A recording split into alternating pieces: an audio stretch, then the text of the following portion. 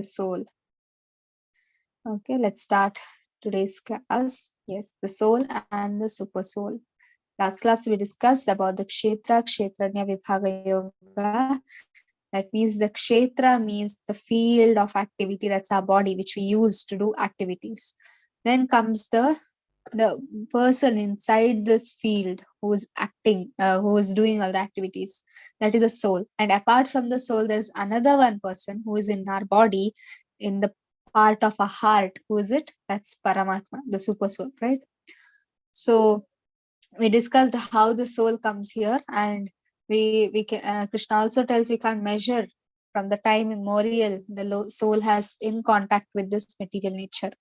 And we also understood what is the purpose of the super soul being in our heart. One is to oversee, and another one is to give permissions, right? Whatever desires are before the this prakriti or this nature takes care of those my desires, the first person to sanction it, it should be the super soul. Okay, so that we discussed in the previous class. So yes, so today is the class about the three modes of material nature, right? So let's understand what are the three modes of material natures are, and why are we discussing about the three modes of material nature. First of all, because yesterday's class Krishna told about this material nature, like the 24 elements, the five the gross elements, that's earth, water, air, right? Fire and ether. These are the five gross elements. Apart from this, Krishna told there are three subtle elements, that's the mind, intelligence, and false ego. And there are five working senses, five acquiring senses, five objects of the senses, right? The total, including the soul, becomes 25. So 24 are the elements which are connected to this material world. So yes, Krishna told about these things. So let's understand how we are being bound. There are, if we are in jail, there is something which is binding us, right? A prisoner in the jail, he won't be free like what he is in the home. He will be bound by some chains, right? So that he won't run away. So the same kinds of chain, we are in this jail called material world. So we have some bindings or chains. These are called as three modes of material nature. Like a prisoner is always, that chains will be there to block him and restrict him from going out of the prison. Similarly, there are chains of Krishna because we desire to come here. We are in the jail. We have made some offense in the spiritual world. We are in the jail. So the Prakriti, the Maya, she won't allow us to easily go out. So what she does, she puts a chain so that we won't go out. There are three chains. Let's understand what are the three chains. And before that, we'll see what actually the three modes of material nature are. Okay, the chapter 14 is dealing with Gunatraya Vibhaga Yoga. Guna means the modes. Traya means Krishna says there are three modes of, and we'll discuss how they are different. Okay, in this chapter. Om Ajnanati Mirandhasya Gnananjana Shalakaya Chakshurunmilitam Yena Tasmai Shri Guruve Namaha. Namo Vishnu Padaya Krishna Preshthaya Bhutale Srimate Bhakti Vedanta Swaminiti Namine. Namaste Saraswate Deve Gauravani Pracharine Nirvisheshaya Shunyavadi Paschatya Deshatarine.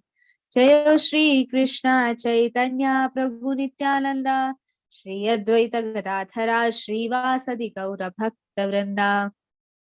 Hare Krishna, Krishna Krishna, Hare Hare, Hare Rama, Rama Rama, Hare Hare. Hare Krishna. So let's start with the chapter 14 today. Three modes of material nature, or the modes of material nature. So yesterday in the class we understood what is nature, what is soul, what is super soul, how they are inside this material world, how we are connected to this material world, and what is super soul doing in our heart and everything. So today we are going to know more about this nature, the Prakriti, how she is binding us. We are here because something is stopping us from going for the spiritual world. So what is it which is stopping us? That is given in this chapter.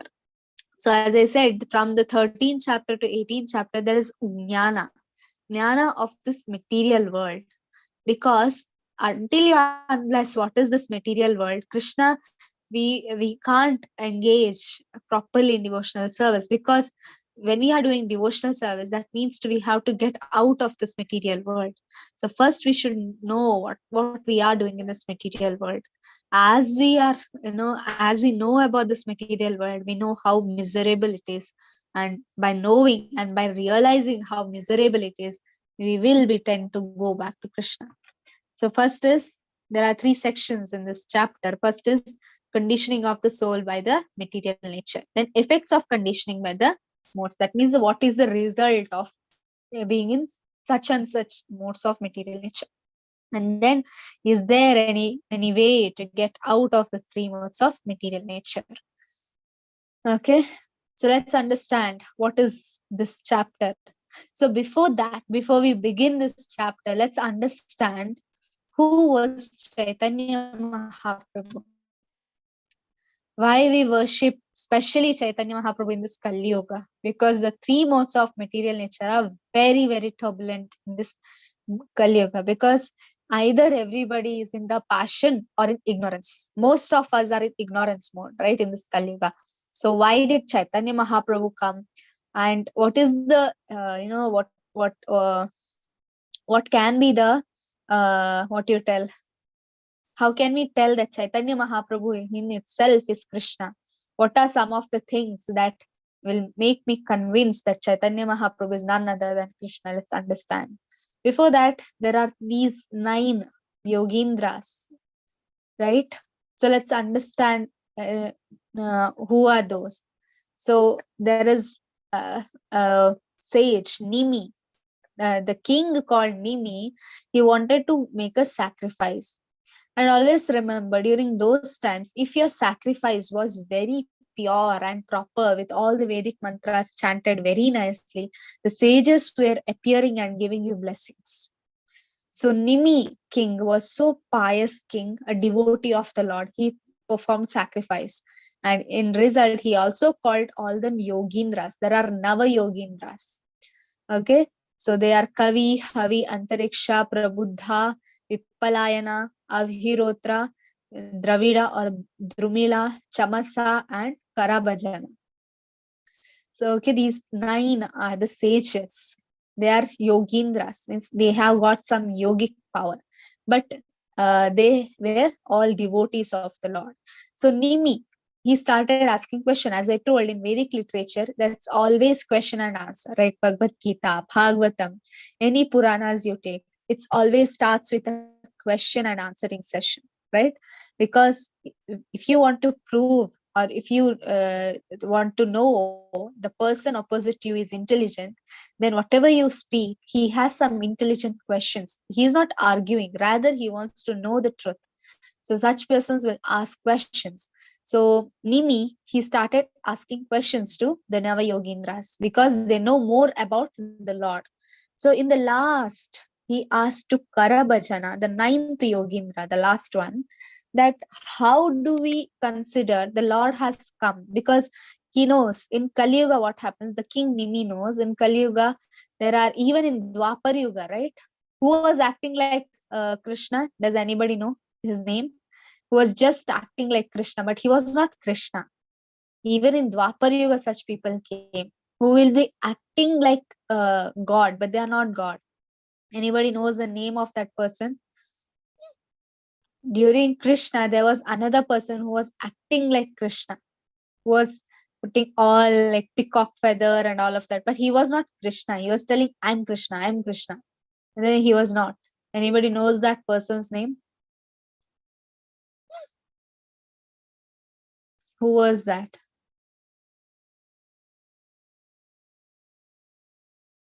Nobody knows. It comes in Mahabharata times. His name was Paundraka. You remember? Yes, Poundraka. Yes, Poundraka. His name was Poundraka, and he was acting like Krishna, but he was not. Krishna's all a joke because he knows that Krishna is the Krishna himself is Narayana. So Krishna saw that because Krishna is the Lord. He's sitting in everybody's heart. By then he was just crossing his palace and was going to show that he's Krishna. He was wearing all, artificially you get some hands. Today's any drama you want to do, you get artificial hands to place in the back to show that you have four arms, right? Devis and devatas, they put this in dramas. So during that time also they had all these kinds of hands. So he also fixed his hand and he was telling, I'm Narayana, see, I'm Krishna. So Krishna was seeing and laughing. He was like, I am the original supreme personality of Godhead. To prove myself, I need not do this all things. Why is that Pondraka doing all these things? Just to show people that he's Krishna. But then Krishna knows everything. He was like, you're jealous of me, nothing more. So similarly, in Kali Yuga, there are many people, right? In 2012, 13, there were so many people who claim themselves as Kalki. I am Kalki, I'm Kalki. So this Nimi, he asked Karabhajana that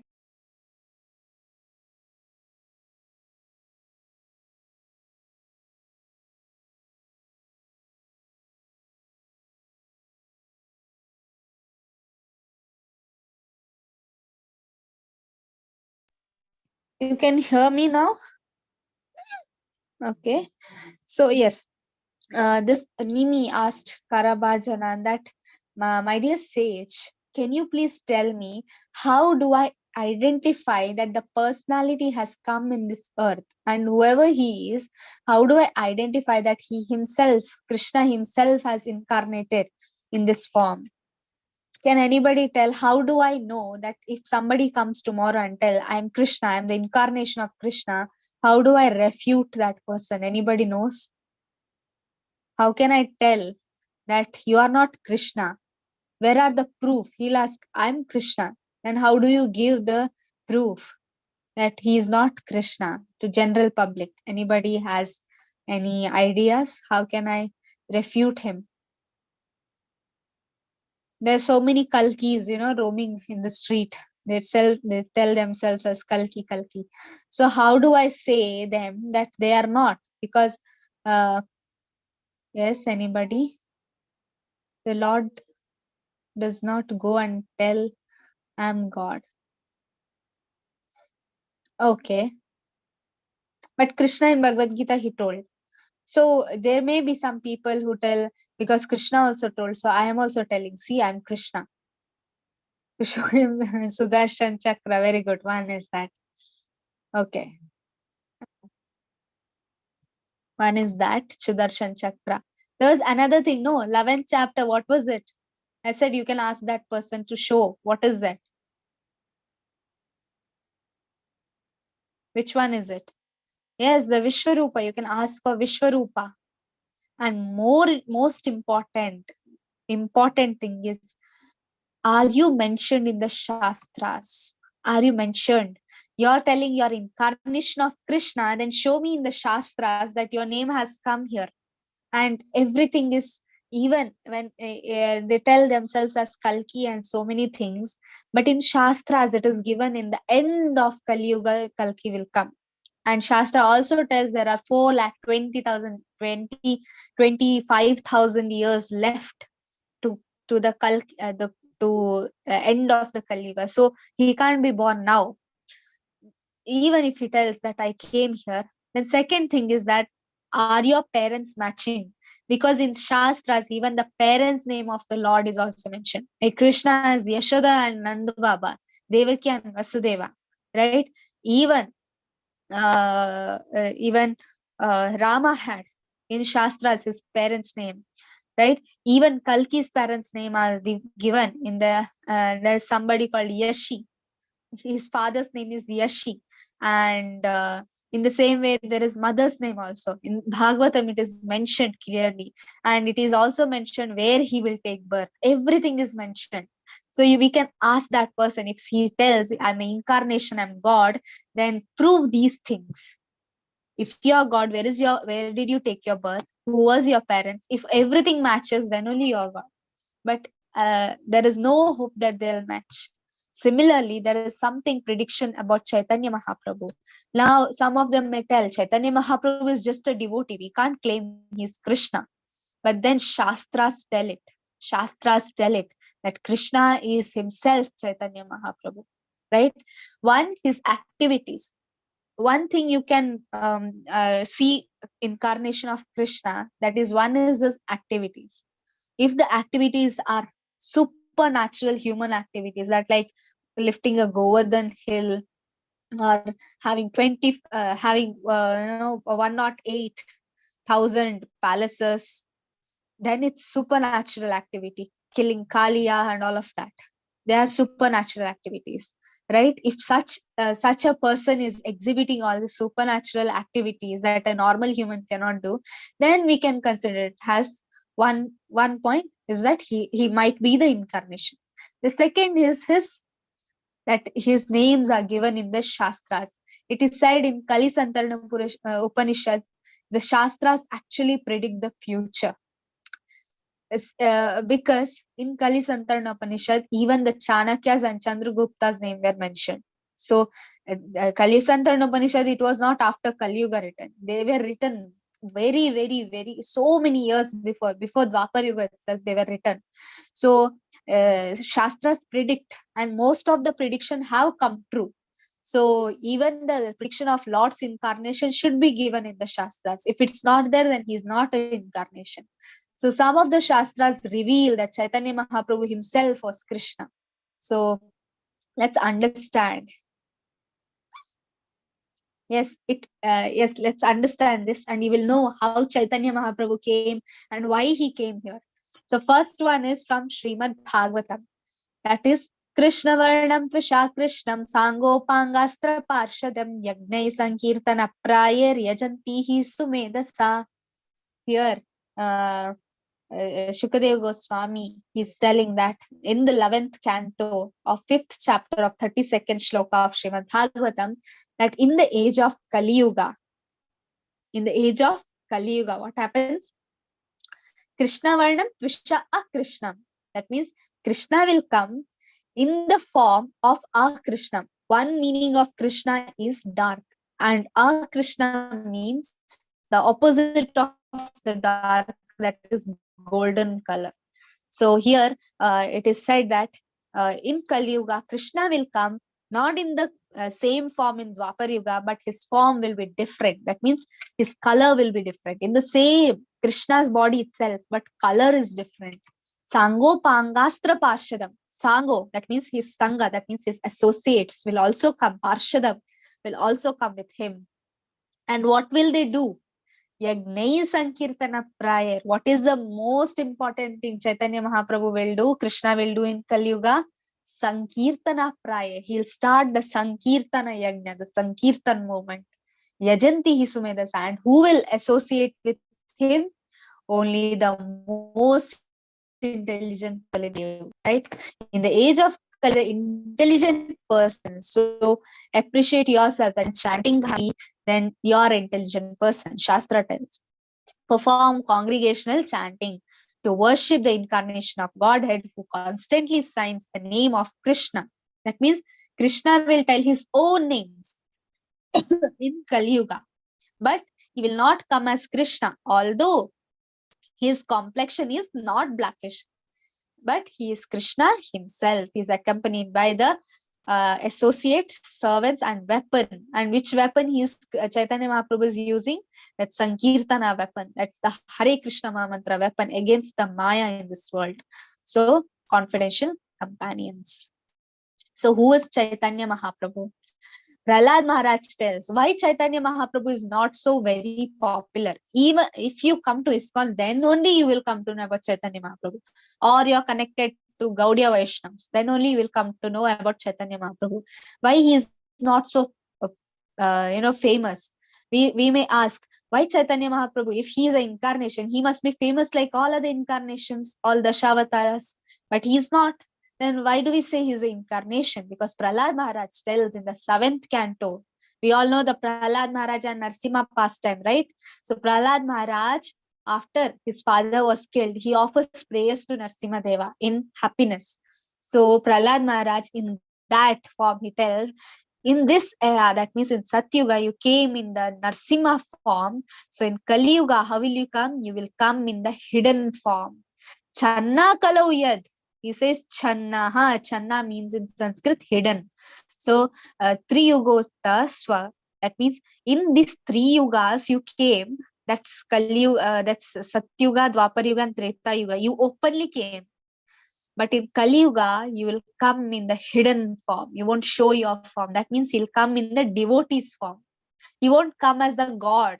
He will come as a devotee's form. So that was a prediction by Prahlad Maharaj. And in Garuda-Purana also, Garuda-Purana is none other than Vishnu speaking to Garuda. So Vishnu, Lord Narayan, is speaking to Garuda, and he's telling that what aham purno bhavishyami, that means in the end of this Kali Yuga, that means in the first part of Kali Yuga, bhavishyami, in the Yuga Sandhyo means the after Dwapar Yuga, the first 5,000 periods, that is called Yuga Sandhyo. Okay, so that Yuga Sandhyo period, that first part of Kali Yuga, what happens? Visheshataha Mayapure Navadvipe.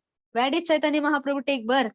It was in Mayapur, Navadvip district. Even today, if you go there, there is big Chandroday Mandir. There is, there is one place where Chaitanya Mahaprabhu took birth. Even today, they worship there. So, Shastras are revealing what they are telling. Mayapure Navadvipa. And his mother's name is also told. Sachi Sutaha. Even mother's name. Who is the mother of Chaitanya Mahaprabhu? Sachi. Her name is given here.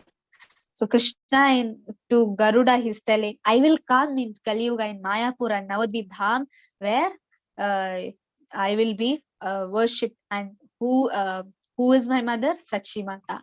And what happens? After I take birth in the womb of Sachi Mata, I will be a husband of Lakshmi Priya. So his wife's name is also Lakshmi Priya. Lakshmi Kanto, Daru Brahma Samipe. Who is Daru Brahma? Who is Daru Brahma? Anybody knows? Who is Daru Brahma? Daru means the wooden. Yes, it's Jagannath, right? You have seen Jagannath is made up of his Vigraha is made up of wooden. So Daru means in Sanskrit wooden. Brahma means the Parabrahman. So the Parabrahman who is in the wooden form is called as Jagannath. Is none other than Jagannath. So after he was married, he took sannyas.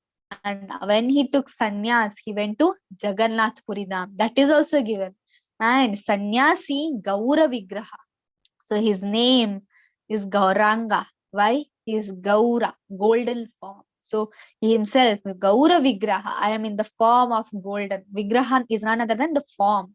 So he'll take sannyas and he'll go to the Jagannath Puri. In Narsimha Purana, again it comes that Satya, in Satya Yuga, how did Krishna come? The main incarnation. There were so many incarnations in Satya Yuga. The main and the most important incarnation is the Narsimha incarnation, right? Where he got the Prahlad and a big, huge manifestation happened. So Narsimha is the main in Satya Yuga. And after that, in Treta Yuga, who was there? It was Rama, right? Who came as Rama and killed the Ravana.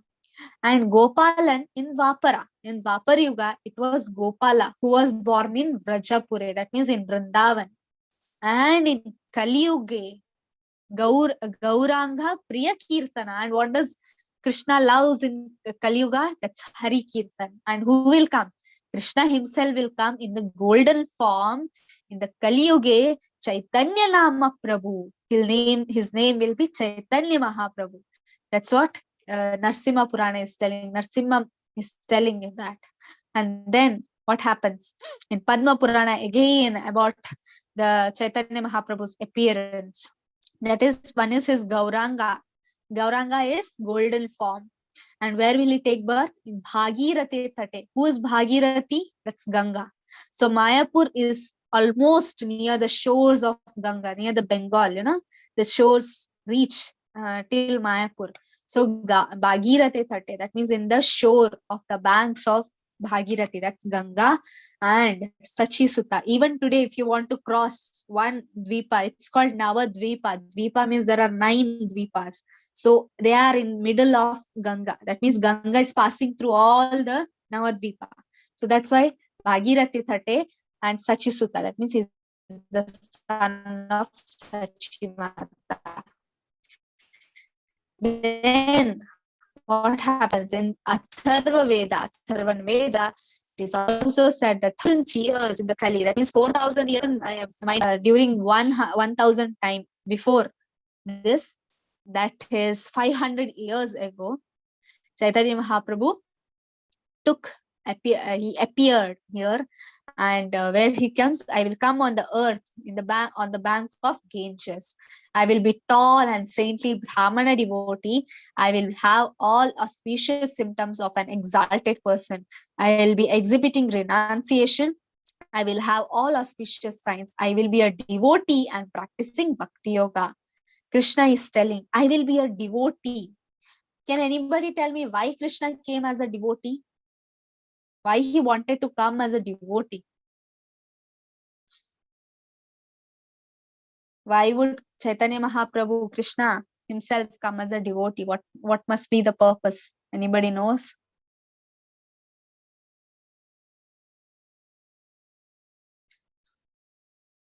Krishna in this Bhagavad-Gita, he's telling you should be a devotee, right? Yes, to teach people in the process in Kali Yuga, to teach us devotion. Yes, correct. Why in Bhagavad-Gita, Krishna is telling, you must all chant my name, you must all do the service, yat karoshi, yadashnashi, whatever you do, you have to surrender to me and all of that. But do we actually know? We don't know. So Krishna, he thought, I told everything in Dwapar Yuga, I told everything to all the living entities. But as a father, there are some teachers, they'll just teach and go. There are some more teachers, they'll tell and check you and then go. There are some teachers who will tell you, who will teach you and demonstrate that and go. So Krishna is that third type of, he wants to demonstrate. Whatever he has told, he wants to demonstrate. He told, Sarva Dharman Parityaji, you have to surrender everything to me. But in Kali Yuga, we are like the third class students. We don't know what teacher is telling. Teacher has to demonstrate and teach us. So Krishna himself had to come here and tell. So that's why he came in the Bhakta Rupe, so that he will teach us how to do devotional service. That's what. And it is also said, who is the best devotee of Krishna? That's Radharani. So to know how she is doing devotional service, so that Krishna is enjoying, because Krishna is enjoying Radharani's devotional service. So he wanted to think how she is doing all this devotional service. So he came in the golden form, because Radharani is golden form. So he came in the essence of Radharani, so that he could understand the bhav of devotional service. Okay, so that was the reason that it said that Radha Krishna Nahi Anya, Shri Krishna Chaitanya, Radha Krishna Nahi Anya. That means Chaitanya Mahaprabhu is both Radharani and Krishna together. That's why they are so merciful in Kali Yuga. Okay, that's the main thing. So let's come back to the chapters of 3 modes of material nature, because we have to get out of these 3 modes of material. An easy way is to chant Hare Krishna, but let's understand what Krishna is telling here, because this is in Dwapar Yuga what he is telling. That time there was no Sankirtan, only the temple worship was there, right? So he's now telling about 3 modes of material nature. So Krishna is going to clarify more about this world, this Prakriti. They have attained this perfection. So what is the, what is it? What is the follow of understanding this chapter? You will be free from 3 modes of material nature. First, let's understand this. Okay. So Krishna is telling, by fixing your mind on knowledge, one can attain the transcendental nature. That is my own nature. Thus establish one is not born in the time of creation, not disturbed in the time of dissolution. What will happen if you understand this chapter very nicely? And you won't be again born in this creation, and you won't be disturbed when something is destroyed from your life. Okay. So 14.4 Krishna says, Sarvayonishu Kanteya Murtaya Sambhavanti Yaha Tasam Brahma Mahadyonir Aham Bija Pradapita. What is Krishna telling? Aham Bija Pradapita. I'm the seed giving father. Oh Arjuna, whatever species you see in this material world, and whatever they are suffering, all the material bodies here, the soul inside that is given by Krishna, because Krishna is the Bija. That means he is the seed giving father. It's understood that species of life, O son of Kunti, are made possibly by birth in this level of nature, and I am the seed giving father. So we all know about evolution, right? Evolution. What is it? The Darwin's theory, what he's telling, from monkey to man. That means from aquatics we went to the flies, and flies to birds, and birds to reptiles, reptiles to all these things. But Krishna is telling, I created all this at once. That means we didn't evolve from fishes or aquatics. Even aquatics were there, even humans were there at the same time. So what is Krishna telling here? Actually he understood that everything is evolving, but he didn't understand. The today's scientists, they didn't understand that's not the body which is evolving, it's the consciousness which is evolving. The man has the highest consciousness. Below that, the animals, right? Yesterday we Annamaya, Pranamaya, Jnanamaya, Vijnanamaya, Anandamaya. Anandamaya, self-realization only comes when you're a human. Cat can't be self-realized. No. Birds can't be self-realized. A human can only be self-realized. So he is in the top. So the consciousness, even humans, there are, it is said that 8.3 lakhs of different species in the human itself. Human, what we see, the scientist will reel his head, no?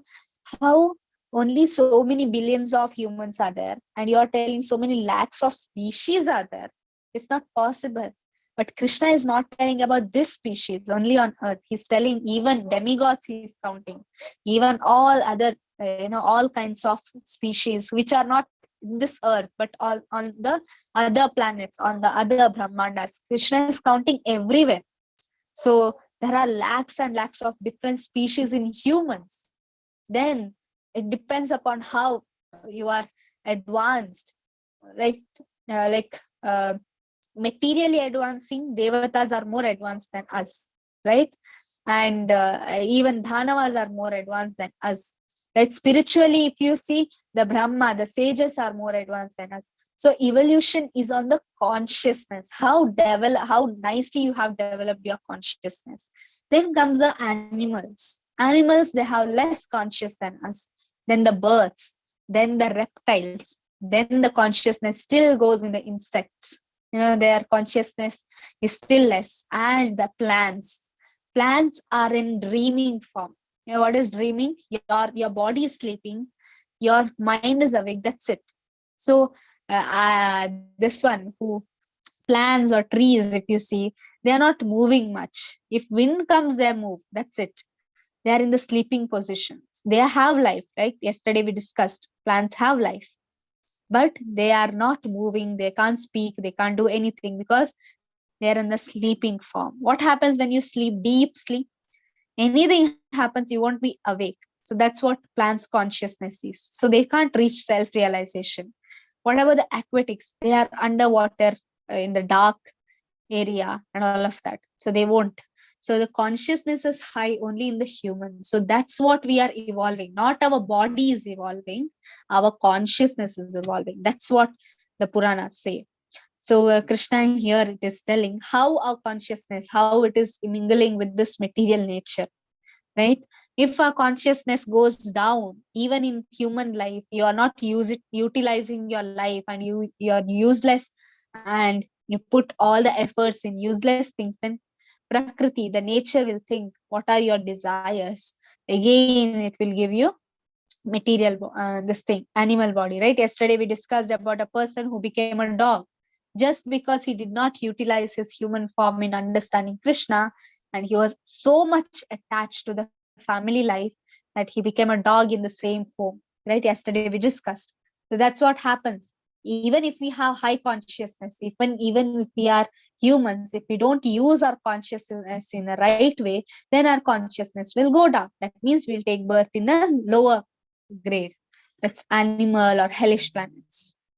And then Krishna tells that Sattvam Rajastama iti guna prakriti sambhavaha nibandanti mahabaho dehe dehinam avyayam. That means Krishna is telling that both, how many modes are there? Sattvam, that means Sattva, Rajas and Tamas, the three modes. Sattva means goodness, Rajas means passions, and Tamas means the ignorance. So when we are connected, as we are born in this material world, we are connected to these three modes of material nature, right? You can see this. We are acting under the three modes of material nature. Where is Krishna? He's above. So Krishna can't be bound like us, but we are bound by these three modes of material nature. There is a beautiful video. I hope I'll share you in the WhatsApp group.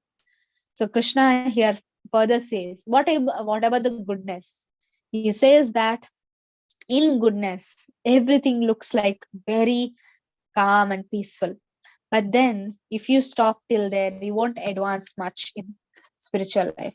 A sattva guna, it's like you give charity, you do so many things, but you may not be a God conscious. You may not be in Krishna conscious. Krishna conscious is far, far, far what we see in this the world as good, right? We see many people do so many sattvic diet, sattvic yoga, that these things. But then Krishna is like, even there, you have condition of happiness. You want happiness there. That's why you're doing this. Krishna consciousness is not behind this. The happiness is not for senses in Krishna consciousness. In Krishna consciousness, the happiness is for Krishna. So in Sattva Guna, we are finding happiness for ourselves. That's what Krishna is telling here. So in Rajoguna, what happens? There are so many desires, right? So many desires and longings.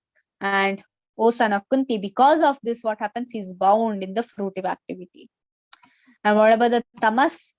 Tamas, he's fully ignorant. He doesn't know what is right, what is wrong. In Rajas, he at least know what is right and wrong, and he wants to do whatever he wants. So he's behind, he's stubborn, behind the material gains. In Tamas, so what happens? You don't know what is right and what is wrong. You're totally into madness, ignorance, and sleep. Whole day there will be some people who whole day they'll be sleeping. Why? They don't have any idea. They don't have any idea why they are sleeping. So that's what tamas is. So sattvam sukhe sanchayati, rajas karmani bharata. That means in sattva guna, you are behind the sukha.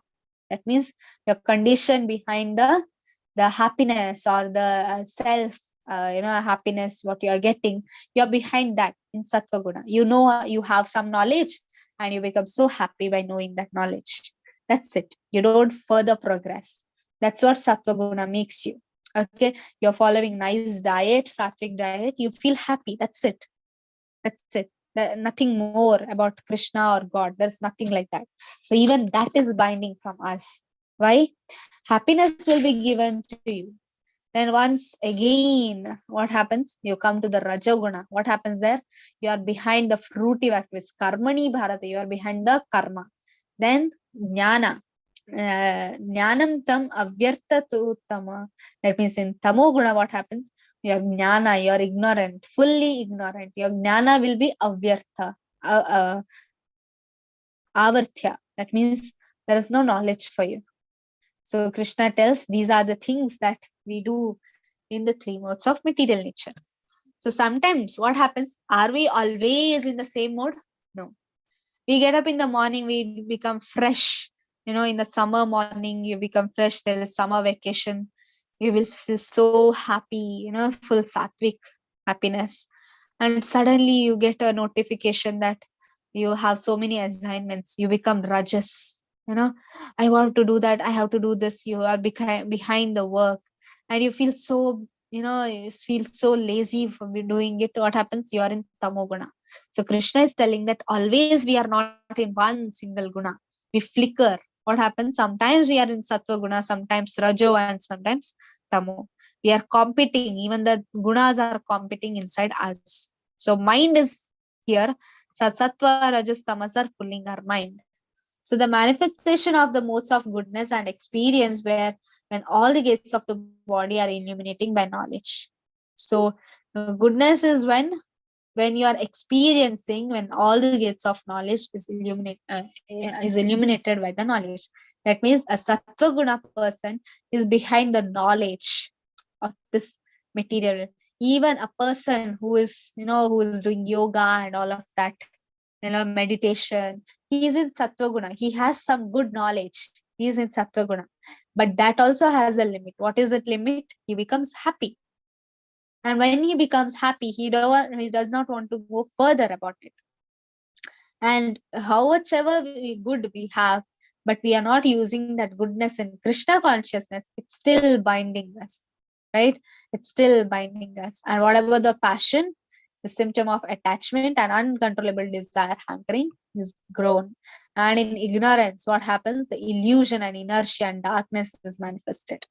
He's a nice, healthy boy here sitting, right? But what is he doing? He's addicted to drugs and all of that, alcohol, smoking, all this illicit scenes and all of that. And he's addicted to that, and his knowledge is fully ignorant. He can use this body in a good way, right?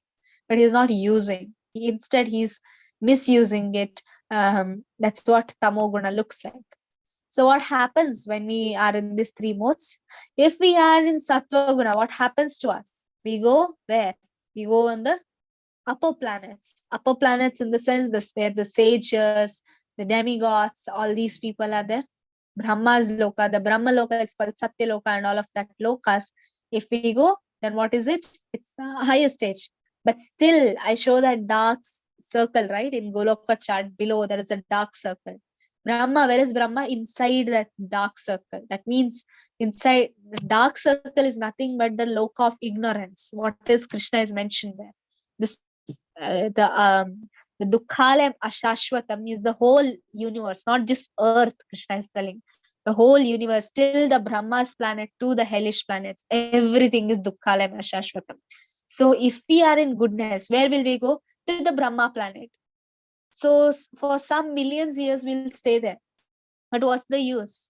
If we are not using that world to know about Krishna, then we will again come to this world, to this material world.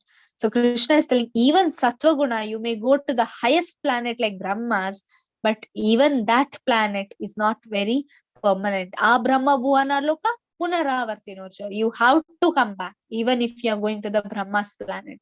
Does not matter. So in passion, what happens? According to your karma you are doing, because you are not according to karma. That means you are behind the karma or the work, just the work and the karma kanda. That means you want some happiness. So you can see these pictures, right? If you're just naked and sleeping, what happens? Nature will give you a body of a tree, because that is also naked and sleeping. If you are eating always the non-veg, the nature will give you a body of a tiger, because tiger enjoys more than when it eats non-veg.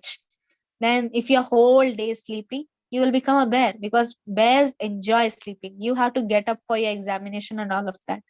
No, so better you become a bear. You enjoy sleep. Cats and dogs, they are whole day they're sleeping. If you eat whatever you get, then better you become a pig. So nature will give you a body of a pig, because pig even eats the meal, it also eats the stool. So both it eats. So according to your karma, you will get in the mode of passion. And then what about the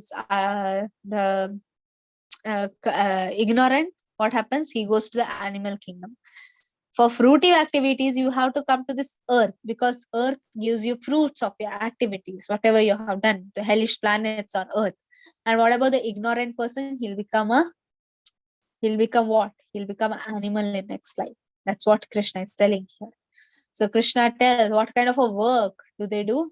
In Sattva Guna, they do nice activities, purified activities. And in Rajoguna, they do activities which results in distress.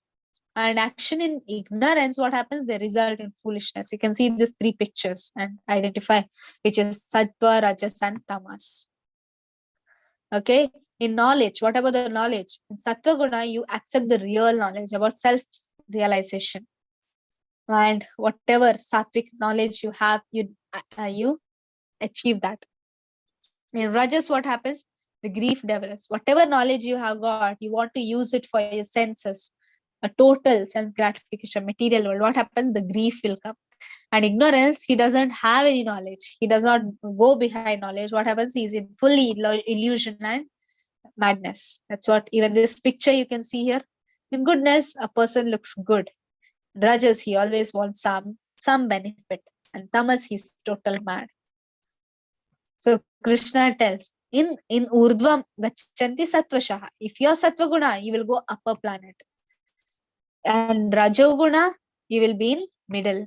And in the Tamoguna, you will go downwards to the hellish planets. You can see here, we are here. You can see this earth. What happens? From earth, Bhuvanar Loka, I said this dark circle. The darkness identified as the ignorance. Okay. So he's fully dark here. So even Brahma is inside this planet, inside this universe. So this is just a map of one universe. There are millions of universes like that.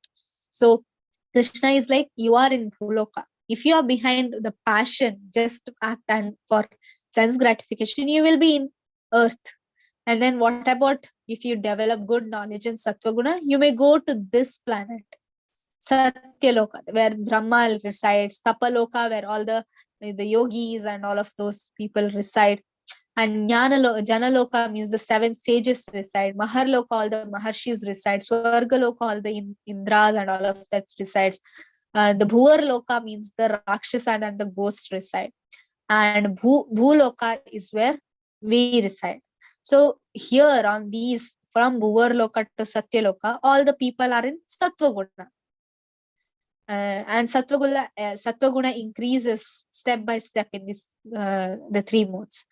And what about the Sattva Guna? And then what about the Tamas Guna? They go down and down. Either they go to the animal kingdom or they go to Atala, Vittala, Sutala, Patala and all of that. Hellish planets. Pitraloka, even there comes the Patala. Right? So Krishna says, you are in these three modes. It's like a giant wheel. You go up, again come down. Again go up, again come down. Brahma Bhuvana Loka, Punaravartino. You have to take birth again. That's what Krishna is telling here. Even in Sattva Guna, you may reach till here. You can't go out. For going out, you have to do devotional service, not just Sattva Guna. So Krishna tells here, when you see that nothing is beyond this material nature, is all activities that the Supreme Lord is transcendent to all these modes, then you actually are in spiritual nature. Now Krishna tells about something called Shuddha Sattva. We understood Sattva, Rajas and Tamas. Krishna now speaks about Shuddha Sattva. Shuddha Sattva is here near Krishna. Sattva, Rajas and Tamas are these three. But Shuddha Sattva will make you reach Krishna. That's different. So Krishna tells, when you understand that Krishna is not bound by these three modes, then you really come to the knowledge. So how can I get free from this? So Krishna says that when the embodied being is able to transcend the three modes, he becomes free from what? Birth, death, old age, and disease. And you can enjoy the nectar even in this life. It's not that I want to die and after that only I'll be happy. Even in this life, when you do devotional service to Krishna, then you will be happy. But Prabhupada tells that to reach that stage of Sattva, to reach that stage of Shuddha Sattva, we should at least be in Sattva Guna. Right? Step by step, if you go. If you are in Tamo Guna and you want to do devotional service, that means you are whole day sleeping and telling, I want to serve Krishna. How will you serve? You can't. You have to get up early and you have to chant, sit and chant and all of that. At least you have to be In Tamoguna, there is no hope for devotional service. In Rajoguna, there is somewhat hope, but then almost it's like 20% hope. In Sattva Guna, there is 90% hope that you will reach Krishna. Why? It is near to Shuddha Sattva. So we understood, we came to the three modes of material nature, but end of this chapter, Krishna told another mode that is not in material nature. That is not in material nature. That is what Shuddha Sattva. That's beyond. You can see this. I will show you. You can see this Hare Krishna Maha Mantra going from Earth planet. Where it is reaching? It's reaching to the Golok Vrindavan. So you need not go all the way to Sattva Guna and then come to Shuddha Sattva. Being being in Rajaguna, you have to come to the Sattva Guna platform by practicing your devotional service. What happens later on? You will reach to the Shuddha Sattva. As you start chanting more, as you start reading Prabhupada books, what happens? You reach to the Shuddha Sattva where you can actually reach Krishna. So Krishna is telling this way. So Arjuna inquired, "Oh my dear Lord, what are the symptoms of those who know the transcendental mode?" That means one who has transcended. Now Krishna told that you will transcend. So Arjuna got a doubt. How will I identify such a person?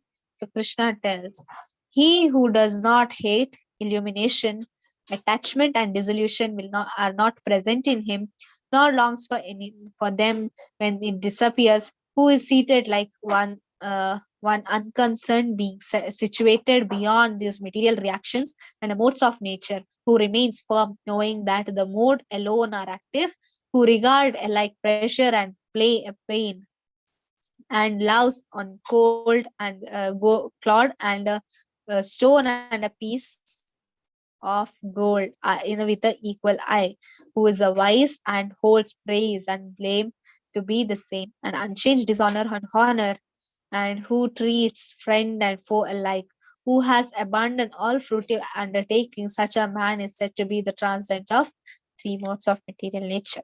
That means Krishna is telling neither he is behind the good or bad of this material world. Why? He knows whatever good or bad is happening, it's because of the three modes of material nature. That's why I told, if you understand this chapter, then it's very easy for you to transcend. But then to understand this chapter, we should be at least in the Sattva Guna. That's what Krishna is telling. Because if we want to reach Shuddha Sattva, at least we should be in Sattva. That's what the devotional service which we are doing at now present, the chanting and attending the classes are in Sattva Guna. At least you all are in Sattva Guna. Then what happens? Slowly by slowly, Krishna will make you go to the Shuddha Sattva platform, where you will be, all these qualities will be shown to you. That means even a gold and stone are equal in eyes. That means he is not behind the praise, or if he is given a golden throne, and if he is given a metal throne, does not matter for him. His activity is more important than whatever he is. So that's what Krishna is telling. When a devotee gets distressed, he thinks because of my karma.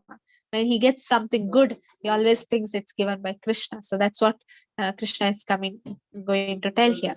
One who engages in devotional service, who does not fall down in any circumstance, at once transcends the modes of material nature and thus becomes in the level of Brahman. So Brahman means which one? The soul. And the basis of impersonal Brahman, which is the constitutional position of the ultimate happiness, and which is immortal and imperishable and eternal. That's what Satchidananda means. Sat and Chit is given here. Ananda is only Krishna. So Sat means the Brahman. Brahman means always there, eternal, right? Brahman means eternal. Even the soul is eternal. Soul is also called Brahman. Even Krishna is called Brahman. That means they are eternal. Chit, that means they are full of knowledge, right? Even Brahman is the full of knowledge. Even we are full of knowledge. But Ananda, that's what Ananda defines. Even yesterday we told about the Ananda, right? Anandamayo Bhyasat. And I told that only Krishna can give you Ananda. That's what is missing in Brahman. Brahman cannot give you happiness. Brahman can give you eternal place. But then beyond that is Krishna, which gives you pleasure, right? You can't be sitting in one place where there is nothing to do, right? Where there's happiness. Just now we saw that Kirtan, right, in the beginning of the class. How happy people were chanting Hare Krishna Mahamantra, right? That only gives when you are in connection to Krishna. That happiness does not come anywhere. That's what Krishna tells here. Okay, so we have to raise from at least to the sattva guna so that we reach the shuddha sattva. So sattva guna is very important. Like you get up in the morning, how fresh you feel, right? So fresh, especially when you were a child, small child, and you didn't have any work to do. When you get up in the morning, how nice you felt, right? Nothing used to do. But now what happened? Why don't you want to get up? Because there is so much rajo and tamo attacking you. Tamo, why do you want to go to office? Why do you want to go to college? It will tell. And Rajoguna, if I go, I'll be so badly, dragged by all of the people and all of that. So you don't want to go. That's why you won't get up from your bed. Why? Raja and Tamo is there. But for devotional service, you should at least come to the Sattva Guna platform, at least to the Sattva Guna, so that you will come to Shuddha Sattva as you practice Sattva Guna. Sattva Guna is one step, Shuddha Sattva is one step ahead to Sattva. So at least Sattva you should try to reach by having a healthy prasadam diet. So prasadam is very important. At least that, if you don't have, at least I said no yesterday, at least water you can offer to Krishna. How many of you started offering to Krishna? Offering the water or flower or anything to Krishna. How many of you have started doing it? Manasvi had started. Only Manasvi started offering. Who else? So yes, if you are not started, at least start by offering water in your home. Don't tell your parents that you are offering or something. Start doing it. If you don't, if your parents are positive towards it, tell them to do it. So at least one of these things you can start doing it. Okay.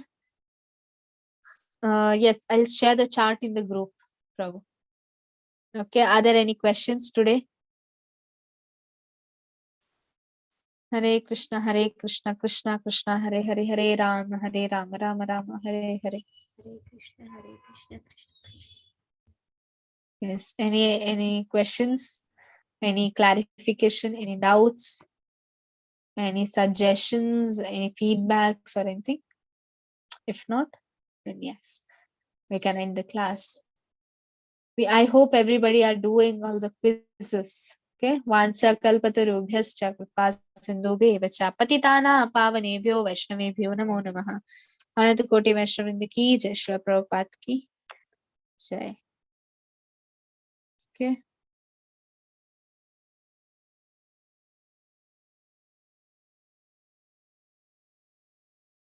Yes, Ritika, you have to tell something.